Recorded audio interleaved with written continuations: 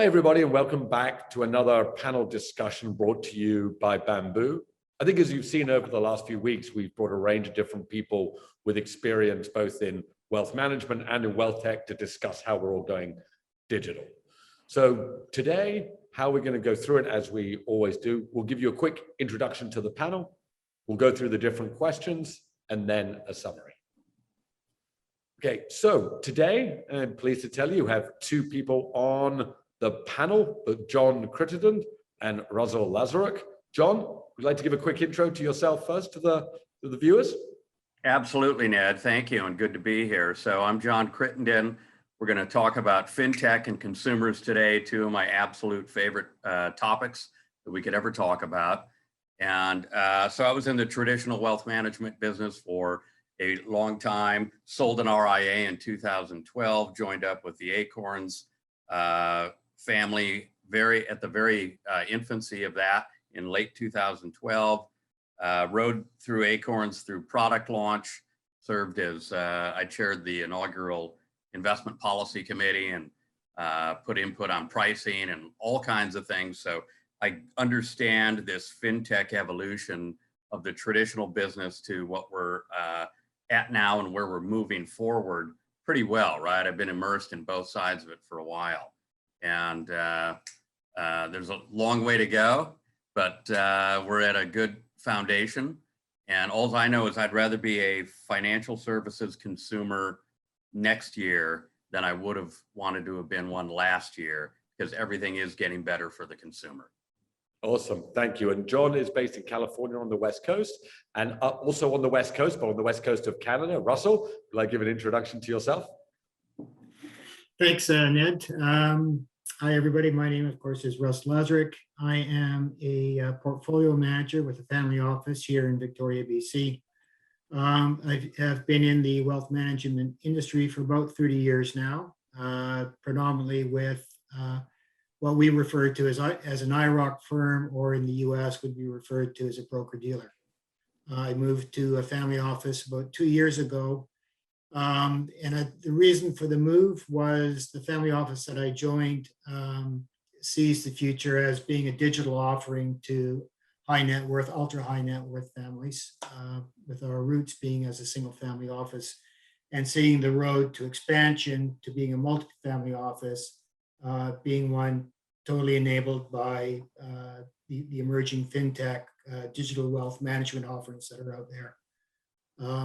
A few side trips on my career or homework assignments have been with some technology startups here in Victoria, one on the personalization side, but also a nascent fintech startup that is still very much in the startup stage. So an area of interest and passion for both myself and my firm here in Victoria. Awesome. Thank you, Russ. Well, we've got John, who started at Acorns with the smallest of the roundup investors, and Russ, who's digitizing a family office, which we know is at the biggest. I think I'm somewhere in between, I don't know. But between us, I think we all politely said that we have a lot of experience, which means we're maybe not old, but yes, we'll use the word experience to describe it. So hopefully we'll be able to bring you some insights from there. Okay, we're going to, as usual, we're going to dive into here and look through those first three questions. And what we're trying to understand, I think we use this topic. We know digital wealth is transforming our customers, but how? So we're going to look at the problem statement. And there's a few that we've looked at here. And how is the wealth manager engaging with the customer? We can see that it's increasing across the digital channels. What does digital channels mean? And as we just said in the intro, whether it's people from millennials all the way to family office, how do you stay relevant? So the three questions we'll look at is your customer, what matters to them, the strategies you can use to help the customers, and then the solutions from there. So let's dive right in. Question number one. John, look, you've seen a lot of different customers. You've seen them from Acorns, you've sold an RIA. And as you said, you've been thinking about this for a long time. And I've certainly seen that you have some, your views on where we are today is that while, the whole digital wealth, it's an enormously long way to go. How would you kind of think about the customer and where they're going? So the big thing is it always starts with the customer. And if you get into behavioral economics and things like that, how people make financial decisions, it all comes down to trust and confidence. Whether it's a digital, a brick and mortar, whatever channel you want to go through, they need to have that feeling of trust, which means you have my best interests in mind, and confidence, which, what does confidence mean? Are you going to be there? Right? Are you sustainable? If I put my family's wealth there or my first investment account there, who cares, right? If it's $100 and that's all I have, that's as important to me as if it's $1 million and I have, right? It just is. So trust and confidence is a big thing. And when it comes to fintech and the digital channel, they kind of skipped over the trust and confidence foundation of a financial relationship and kind of went for the rapid conversion funnel relationship. And they're two very, very different sales. Now, if you can convert that first sale into the second, right, over time, then maybe you'll win the race. But if you ignore that trust and confidence hurdle that you need to get over to be a sustainable, real business long-term, just for that quick hit, you're going to have some trouble. And did you find it in terms of that the building the trust and confidence, was there something missing when they did that? You know, the first companies got out there. Did they just presume it was there, or how do you feel they went about that? So a lot of it, well, that's a really good question. So they did not presume it would be there up front. A lot of them would rent a lot of trust and confidence. They'd have an outside advisor who's maybe from academia, or they would have, right, or they would do something like that and kind of lease some credibility. But their app and their funnel just moved things rapidly. All they want, you know, it was all about keep you in the funnel and get you to open an account. That's kind of what it was. And that's a great, I get it. I understand that. We're all in business. We need to have business. But we also need to bridge that trust and confidence gap to become a trusted financial institution is what you want to do in the long run. And so they've had to come kind of backfill, right? So they did a lot of marketing up front. They opened a ton of accounts. Okay, so they've got all these people, but why aren't they getting the real dollars or the real financial relationships that these folks have? Because they skipped over a few steps and they need to go back and backfill. Hopefully they'll do that and do it in the right way. I love that phrase, least credibility. That's an interesting one. You need that, an interesting way to do it. Isn't that what you're doing? I mean, if you, yeah. Okay, yeah. It makes sense. No, I think it's a great phrase. And Russ, like as you said, you've been in wealth management a long time. Quite often when I talk about a robo-advisor, like, oh, you're changing how money's being invested. And I'm like, no, like the way money's invested isn't being disrupted. The way that wealth advice is being distributed is being disrupted. What's your view on that, Russ? Because you've managed money for a long time. Are we still managing money the same way, but just distributing it in a different way? And how does the customer perceive that? I think that we're still managing money the same way. We're just automating the process. And that's really the difference. You mean automation is disrupting everything from manufacturing cars to ordering a taxi to wealth management, but also the back processes of actual asset management. If we separate asset management and wealth management, in the asset management space, we run what we refer to as quantamental portfolios, which are very much automated, and that allows firms to build capacity. And that's really what robo-advisors have done, is they've just automated that asset management process. The wealth management, the basics of wealth management remain the same. And again, they've managed to automate parts of that. The basic financial planning for the millennials or even the younger generations than that, as they come in and those simple questions that they have to build wealth. The questions and answers haven't changed. How you process and provide the answer has changed through automation and digitization. And for your customer today, Russ, you said you're looking to build a digital family office. Do you think fundamentally, I mean, John just mentioned whether you've got $100 or $1 million, if that's all of your, well, not all of your money, but if that's the majority of your wealth, you obviously have the same desire to have it run in the same way. Is that fair to say? Like a family office is not million, it's tens or hundreds or billions, obviously. Do you think there's a differential between digitizing the customer experience for a family office? I think that there is, because our services are more bespoke.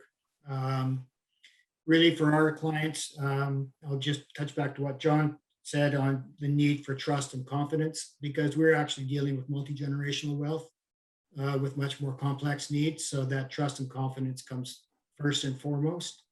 So as we build a digital platform, cybersecurity, things around those nature become critical. They have to know that they're in place, but also the convenience has to be there at the same time. It can't be an impediment to them being able to access whatever they're after on our platform. For the retail, the more retail investor, access is probably more critical. They don't. To us, security is absolutely critical. It's number one. For them, ease of use is often what they think of first before they think of, oh yeah, is this secure? Actually, just before we move on to the next question, it's a good point, John. You talk about trust, security, ease of use. What is that balance? Because robo-advisory started maybe 10 years ago, and we've had a near on 10-year bull market, right? So it's been ease of use and it's been fun to use because, markets have gone up. And you're right, security is the type of thing, it's quite binary. Everything's fine until it goes wrong. And if it goes wrong, everything's 100% not fine. But John, what's that balance? I mean, you did Acorns. What's that balance between ease of use, security, and hey, look, people have had a good time on robo. Now, is that just because markets have been directionally, upwards? So lots to unpack on that question. Right? You added lots of things in there. But I'll tell you that trust and confidence, especially from a startup digital brand or a neo brand or whatever you want to call it, whatever adjective you want to put out there, the back office operations, the back office processes need to be the AAA providers from day one.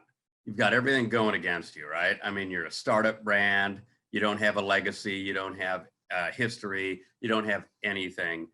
Who your partners are and who you choose to be your partners are super important. And so at Acorns, as an example, when we were looking at where do we custody assets, right? Well, we went with the only AAA rated bank in North America at the time, right? It's not going to say who it was, you can go look, but let's do that, right? What ETF provider should we use? Only the absolute marquee ETF provider. I mean, it's like you have to do all these things to align yourself because you're trying to build trust and confidence. And building trust and confidence with the ultimate end user, I think, the mirror image of that is who do you choose to partner with, right? I mean, the foundation is the firm, but at least beneath that foundation is who'd you partner with? Who's your custody provider? What are your ETF providers? What are your processing providers? You got to go AAA on all those things if you want to be AAA on the other side with the customer, right? So on a retail standpoint, that's what I push really, really hard. I think that's a great point. And I think it takes us on to our second question. So, because we talked about the customers want, so it's trust, it's credibility, it's confidence, it's ease of use. And Russ, what are the strategies to address this gap? I think we've been talking about that, about automating, but do you think about, because question 3 is the solution, so we actually talk about what technologies and how we do this. But when you think about those strategies, obviously through your career in wealth management, but today thinking about that digital family office and the couple of years you've been building that, what are the strategies you've been using? With the customer, for our actual client families, it really revolves around education, educating them on, how the systems work, all, just the nuts and bolts, the simplicity, but also educating them as to, which isn't which is not a stretch, is how this is going to make their life that much easier. But from an internal point of view, it's making sure that we are building the right systems and putting the right platforms in front of the clients, and beta testing some of them too. We've gone through a couple of different iterations on providers that some fit, some don't, and you have to beta test this as you go along. Get that feedback from your client families, or in a retail setting from your clients. And I think the best example of that, or most well-known example of that, is Microsoft, which for years would put out a beta product. It had lots of bugs and was really up to the clients to fix it. We can't go to that extreme because we need to build that trust and confidence, but we need to get that ongoing feedback from clients. So it's an education process back and forth between us and the clients. I think you're right, Russ. You can't really put out, hey, here's your wealth product. It's got lots of bugs. It doesn't really work. No, you don't know where your money is. Doesn't work, but where the clients may or may not be your balance. Yeah, is where you're getting their feedback and saying, is this working for you? And that's the question. Does this particular portal setup or this the service that we're offering, does it work for you? Is it adding value to what we do? I think this does it work for you, and I've used this before, and I'll call it out again. Boom Kiat from UOB Asset Management. We were chatting the other day, and he used this word, customized simplicity. And I love that idea. It's the same, basically what you just said, Russ, is does it work for you? Like in the reality, again, what John said, well, you got $100 or $1 million, it's got to work for you. If it doesn't work for you, it doesn't really matter like what else it does. I mean, John, from RA to Acorns to what you do today, you've seen a lot of strategies. You've seen people with a lot of different strategies. What would you tell people who are watching? I mean, maybe not the kind of the best few you've seen, but what's your thoughts on strategies? Kind of what you do today. So would love to hear. Look, I'll tell you, I keep pounding on the phrase trust and confidence, because in a behavioral economics financial relationship scenario, from the customer's point of view, which again, if we're doing this right, we're reverse engineering everything back to the customer's point of view. It comes down to trust and confidence. And you can skip over that sale all you want.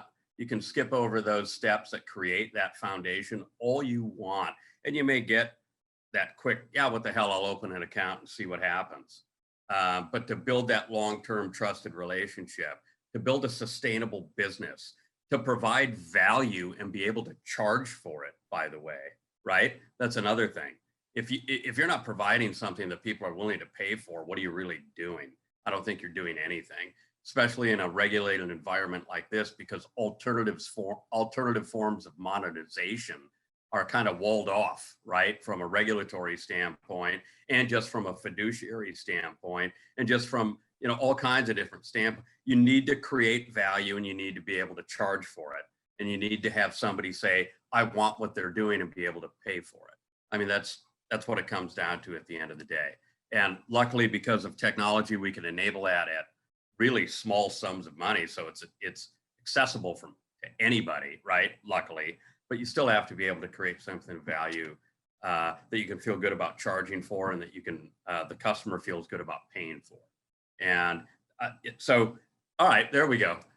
All the way full circle to the back. What strategy would I pursue? Create something of enough value that you can feel good charging for it, and that your customer feels good about paying for it. How's that? And John, we've done quite a few panels and no one's actually said it in that way, because now look, we all know, here's the elephant in the room. How many fintechs are making profit like a good old fashioned business?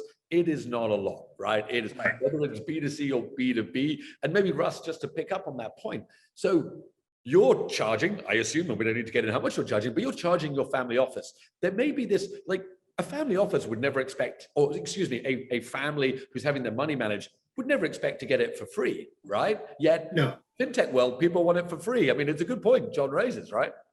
Yeah, it is, because we are so used on the internet to getting stuff for free. And of course, we don't realize that if we get it for free, we are actually the product. But that's the reality. But in of course, in our world, we run businesses, and we're always very clear. Even when I was, more on the retail side, we're always very clear with clients that, we run a business. This is how we charge. This is where the split is, and these are your options. And of course, with a single family office, the office is actually a cost center to the family, which is why most evolved to become multifamily offices to spread those costs out. But it is very much a business, and most of those families are business owning families, and they understand. They get the metrics and why things are the way they are. And John, we've discussed this previously, but so this idea, and maybe when you were at Peffin as well, in essence, everyone should have a family office. Everyone should have a digital CF in their pocket. In essence, and I think we use this idea of multi-generational wealth. And I always understood that's for large amounts of wealth, but surely if somebody's even passing $1,000 to their family, that's multi-generational. So do you think, John, people would pay if they could genuinely have a digital family office in their pocket, people would pay? Or is the reality that, as Russ said, we're so used to everything for free, whether it's Robinhood, and maybe let's not get into whether that's free or not, because it may not be free. But do you think people would pay if they could perceive that, again, essentially what Russ does for a huge family, they could get on a digital device, and the strategy is, hey, we're a business that provides you a service that is good for you. Please pay us. So yeah, absolutely, 100%. So if you look at what the financial services industry is, how they've interacted with the consumer for, 100 years, 200, they've tried to change consumer behavior. They've tried to change consumer behavior to invest more, save more, spend more, whatever. And they've tried to, do all kinds of things. They've created all kinds of marketing collateral. They've created all kinds of campaigns. Now it's digital, all that kind of stuff. What they find out is like, for the most part, some people save, some people don't. Some people invest, some people won't. Some people do this, some people do that. No matter what in the world we do, that's just kind of the way it works. So you kind of have to choose your market. Who's your market? What do you want to provide them? And figure out what do they want, what do they need, and what are they willing to pay for? And build your experience around that. The same experience is not going to translate across all of those populations. It's just not going to. But do you think we've passed this Rubicon of, again, and I don't want to pick on Robinhood per se, but we're starting, brokerage is free, right? Is this idea of wealth management now has to be free? Is that becoming, because today it's not, like most robo-advisors, whether it's Betterment or Wealthfront or Stashaway here or Acorns, they are charging, right? And I think that's still okay. And as we can see, as Russ talks about, I'm sure there's never even a debate that a family office says, oh, please manage my money for free. They know they have to pay. But I do sometimes worry that we're moving into an era, people are, oh no, manage my money, it has to be free. There's no, do you think we're crossing into that territory or not yet? So great question. And so I'm going to use Wealthfront. I'm going to pick on Wealthfront a little bit. They just cracked open a Pandora's box for themselves, right? They built their entire platform on responsible investing, asset allocation, blah, blah, blah. Now, all of a sudden, they're busting out with self-directed brokerage, and now they're going to bust out with crypto. And they're completely going and antithetical to what they've built their entire brand on this entire way. So at that point, where are you? Where do you go from there? Can you bring skill to investing, or is it all just passive and leave it alone? Can you pick and choose or not pick and choose? Okay, now all of a sudden, after saying, look, there's no skill to investing, it's all about passive. Oh, unless you want to trade your own stocks, you might have skill. Now all of a sudden they've opened that Pandora box to what is skill and how do you pay for skill, and is skill worth charging for? Is skill worth paying for? I think they're going to rue the day that they did this. I get why they did it, but it's a kind of a, do you understand where I'm going with this? Russ, sorry, John, actually, this comes back to Russ's point. This is so, to your point, you've got to make money. Wealthfront has to make money. But, and like Russ, and I'm going to say this, even though we've just started talking, you have skill managing money. You've been a portfolio manager. You know it takes skill, but you're right. And again, I think this last, whether it's a meme stock or a boom, hey, I'm a genius. I can manage money. Yay, let's go. I mean, Russ, again, we said managing money hasn't changed, but in a funny kind of way, John, I think it has, because people think they're geniuses, right? Because we've had a long bull market. I mean, Russ, what's your view on that? Should we people should pay for skill? Everybody's a genius in a bull market. But I think the point that we're missing here is that the automation and digitization in the asset management industry, passive investing has lowered the cost of investing for clients and the cost of delivering that. But where the real value is, and it doesn't matter if it's somebody, in fact, it's more important to somebody with $1,000 than somebody with $100 million, are those other value-added services that we bring. That the discipline to making sure that you're investing, to making sure that you've covered off your risk management, because it's not just about the investing side of it. It's about risk management, insurance. It's about your legacy planning. It is about your children's education. It is about setting goals. We practice goals-based asset management. We're very much following the Brunel model. That's perfectly available to somebody of lesser means. But that's where we actually add real value. That's where the real value comes from the wealth management industry. I wonder if it's getting kind of fogged over in the, clearly there's skill in wealth management. There's no doubt about it. But as you said, in a bull market, everyone's a genius. And there was a piece in Forbes, not that I read it, I just took a snippet, but it said, people stayed at home for a year, stock markets went up, and we gave them free access to play it like a game on their screens. Why are we surprised that people think they manage their own money? I think, we created this Petri dish of where people, I mean, again, I think we'll look back in 10 years, who knows, do we still have a bull market in 10 years? I assume not, but we will find out. Why don't we move on to the last question? And this is a little more on solutions. So a lot of the people who view this panel are, financial institutions, tech companies, other B2B companies. They're actually thinking like, what are you actually using to do this, right? Like, what type of technologies, or what are the solutions, whether that's been, and we've discussed before about digital marketing, technology, et cetera, all the way through.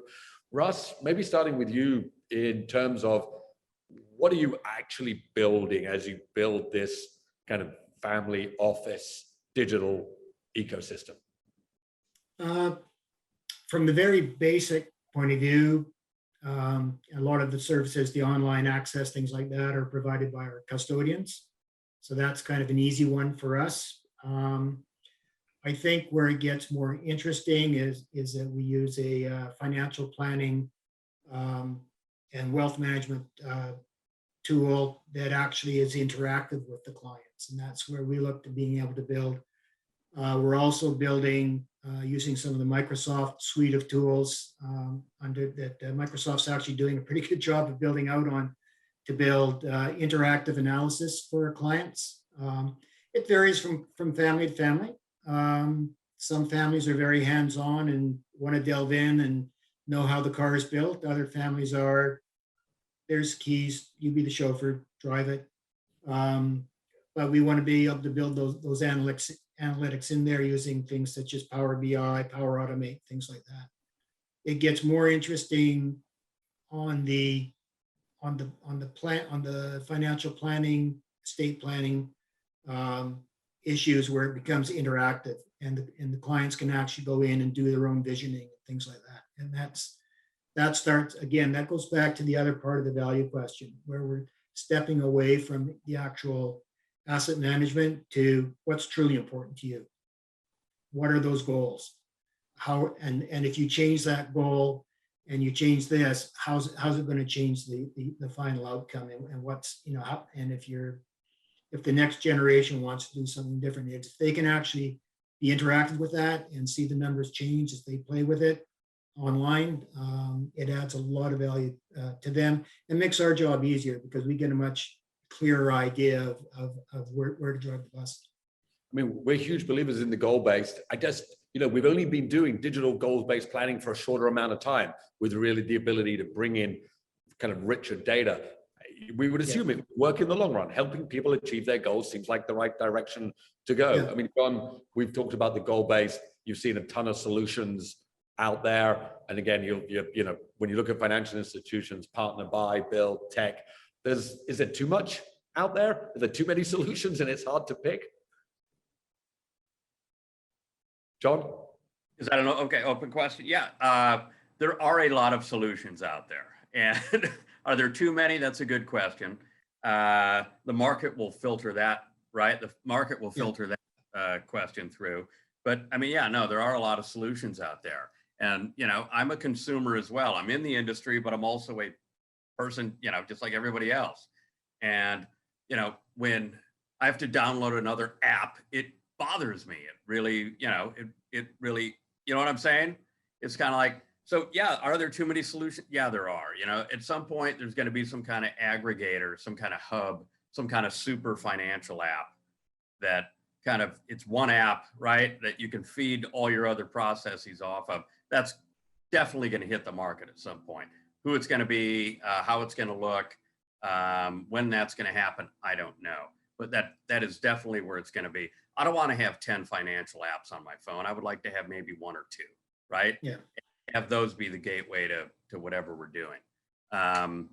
So I don't know if that answers your question or not, but in terms of too many players in the market, but yeah, no, definitely there are. Actually, John, you hit on a really interesting point, and it's a bit of a sore point here in Canada, is aggregation. In theory, we should be moving towards open banking here. And I know in Europe, it's there. You can get one app, you can aggregate all of your It's accounts, easier all for your you banks, guys, right? You one only, spot. you have like, you don't And have it's 20,000. just not here. It's not, we actually do have an app that can do it, but it's like pulling teeth to get the data feeds. So the clients can go to one portal and say, there's my banking, there's my card, there's my corporate account, there's my investment accounts at 4 different custodians. Yeah. And that. So I'm not familiar with how the data feed, what the rules, regulations, and all that is in Canada. But I mean, you have like, I know on the banking side where we have 20,000 banking institutions. Doesn't Canada have like a lot fewer, larger institutions? Yeah, we're 5 or 6 major banks and credit, and then there's credit unions, a couple smaller ones, but it's very much it's a very tight shop. Got it.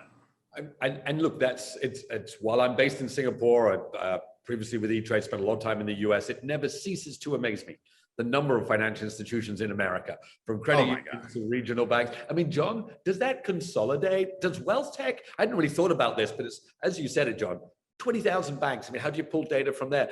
Obviously, apps like Plaid, however you pronounce it, have done that. Do you think consolidation in the real world, like branch banks, obviously there's going to be less branches, but does it become there's dramatically less banks as well, John, do you think? So that's been predicted forever, and it's kind of like an old growth forest. I mean, you got the big, right? You got the big redwoods that are massive and tall, but these new ones just keep springing up constantly, and they keep innovating and bringing and serving something in the marketplace that the old growth forest is no longer serving.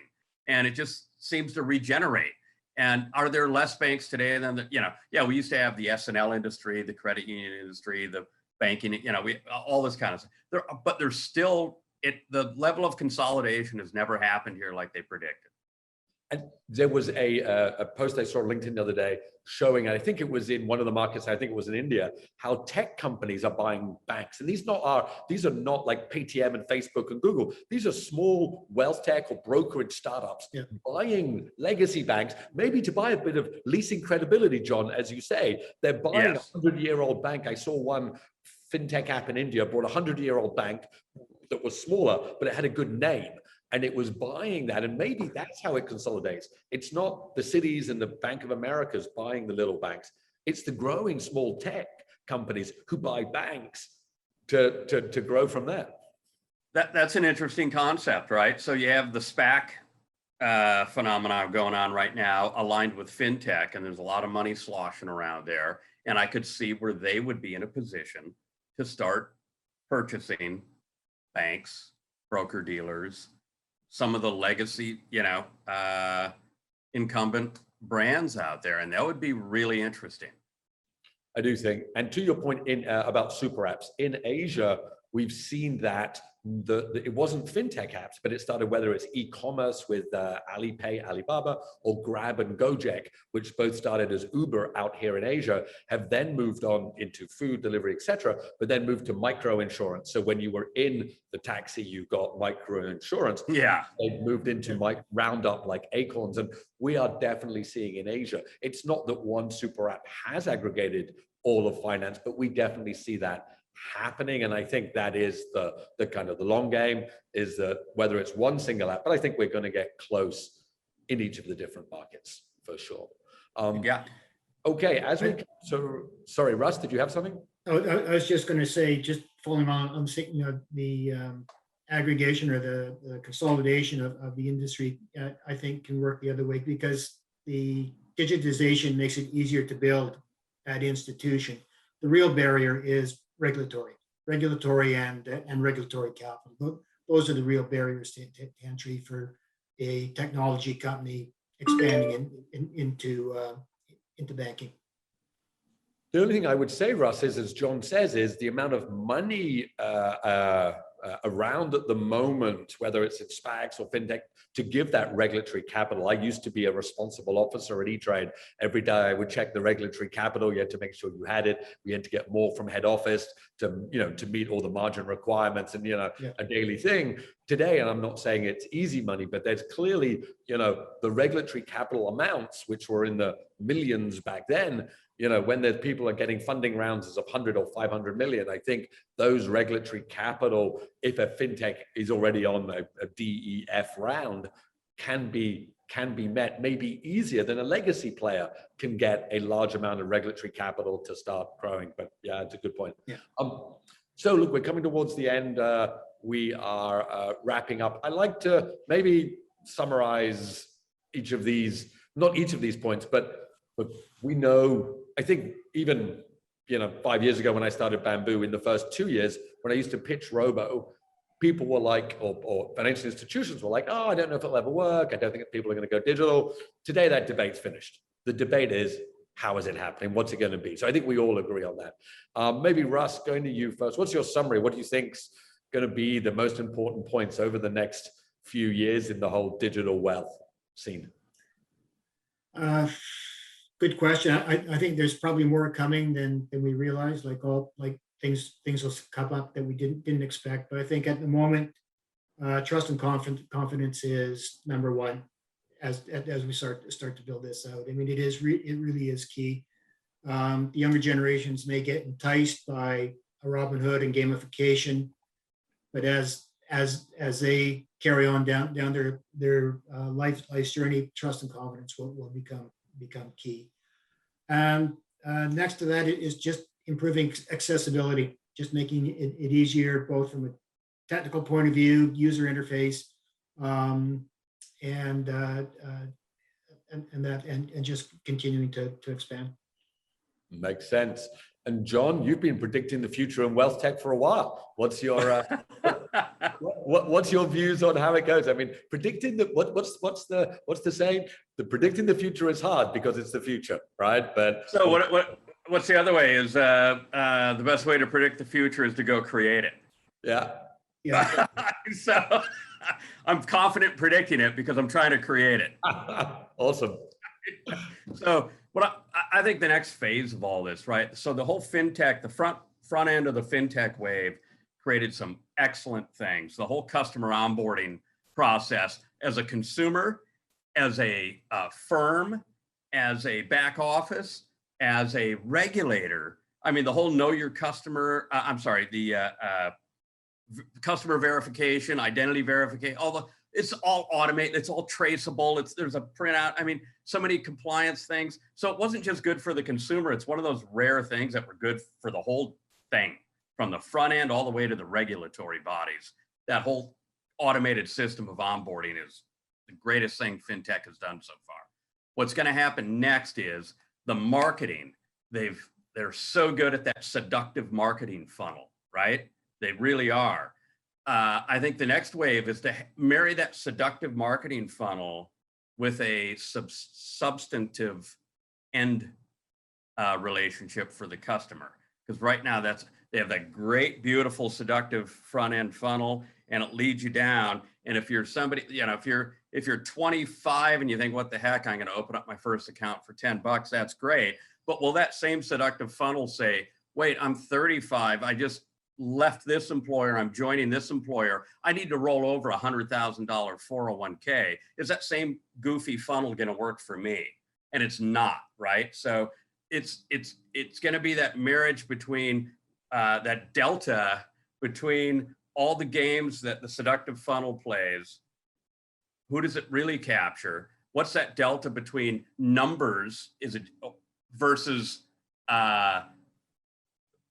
monetized, right? I mean, where's that delta between who you attract into that funnel and what do they get at the end point? And that's what's going to change. And that's kind of where this is going. I love that idea that the people who are starting on that journey now in their, the early 20s, investing, putting some money, doing goal-based planning, you're right. But then it gets complex. You move employer, you got to change your 401k, you have a kid or married, and those goals get complex. And the complexities, which didn't seem to be there at first, are now a reality. And it's hard. Absolutely. So that's where a lot of it on demand is going to be important moving forward as well. It's going to be triggered by life events, which you just stepped on. I'm having a baby in 9 months. What the heck do I do? I just got laid off this morning. What should I do? I just received an unexpected inheritance. My grandfather died 10 years before I thought he would. Do I pay down debt? Do I save it? Do I invest it? What do I do? Those life events are going to trigger advice on demand. And, so that funnel needs to find that delta between, right, being tricky enough to catch you, but also leading you to where it's relevant for you. Makes sense. Russ? Yeah, and it'll be interesting to see how AI evolves and how well it gets trained and how well those answers can be automated. Some of those questions it'll handle well. The more complex it gets, it won't be able to ask the probing questions to get the details out at this point. But we don't know where how much further that's going to evolve. Well, look, thank you guys. I always like, look in the future. We can listen back to this in 10 years time and see if we were right. I'll send you this, the panel again shortly, but in 10 years time, I'll put a note and we can look back and to see if we were right or wrong. So Russ? Well, Ned, if we create the future, we'll be right. Okay. Absolutely. I'm with you. Future maker or future taker. There you go. I love that. Let's do it. All right. So Russ and John, thank you so much. Really appreciate both of your inputs. Thank you very much. And we look forward to speaking to you again both soon. Thank you, guys. My pleasure. Thanks, Ned.